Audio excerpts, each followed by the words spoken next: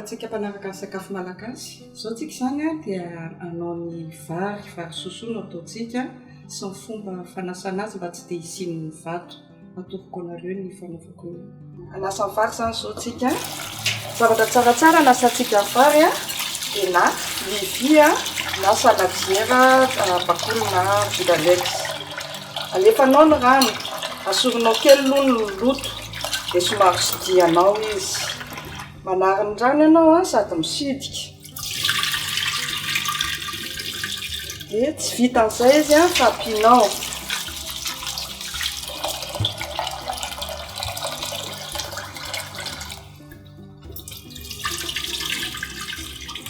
Alohan'ny androtsanao azy a somary asianao rano izy.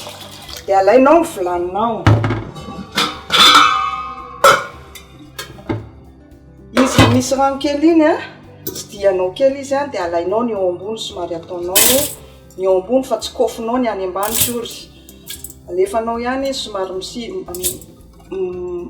ahodinao zany le vilia ilatsahan'ny vato any ambany. Dia manary rano ianao, arianao le rano kelikely rehefa kelikely sisa ny varinao. Dia alefanao ihany le izy a, dia somary ahodinao ny rano ataonao.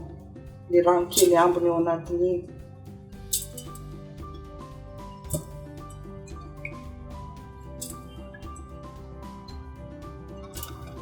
Zay.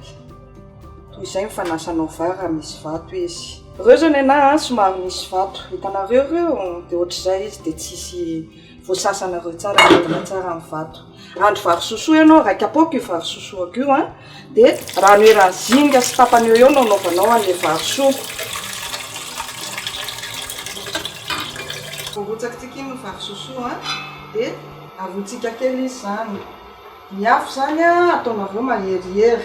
Raha ohatra ka afo charbon ny afo a, dia avelao hirehatra tsara aloha ny afonao. Dia avelao afana ny rano a vao mandotsaka vary ianao. Dia arona izy rehefa voarotsaka. Vary raika apoaka hoa izy ity a, dia rano iray zinga sy tapany nataoko taminy. Dia avelatsika izy angotraka. Rehefa mangotraka ny vary sosoa dia sokafana. Dia izay a raha miandry azy tsika izao. Vita izay ny varitsika dia andoatra azy tsika. Amin'izay fotoan'izay a, raha mila makaram-bary ianao zany a, dia iny voalohany indrindra vao masaka iny ny vary dia amin'iny ianao makaram-bary. Makaram-bary a zany zao a. Iny rambary iny.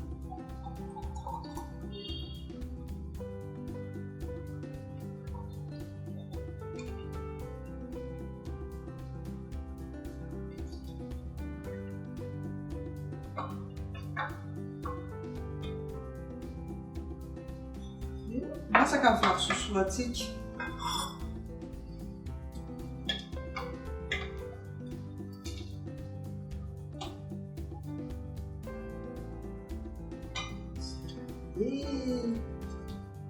Vita izay ny vary sosoa atsika dia izay fomba ihinanantsika azy.